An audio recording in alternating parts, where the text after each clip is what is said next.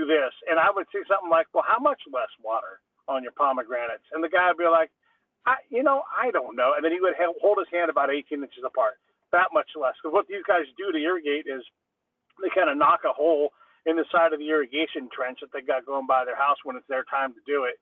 And then they patch it back up and the water moves on down the road. By the way, they also use check dams to elevate the level of the water in a certain area, and so we would get over involved in those things. So all of that is familiar, but we didn't have a way to communicate with them clearly. And they're not stupid, but these are not people Western educated. So we didn't know how to say, why don't you, instead of the way you're doing it now, do it for 20 minutes less? And again, who's going to protect that decision? Maybe those pomegranates in that field grow the way they do because of the way they move. So how do you help someone manage water, whether you're telling them to drip it, not flood irrigate, whatever it is? How do we learn how to do that better?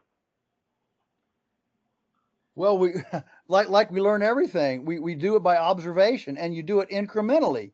You make very, very little changes. You don't make sweeping changes, and you could probably speak to this too. That too often our Western uh, advice is big changes, big changes.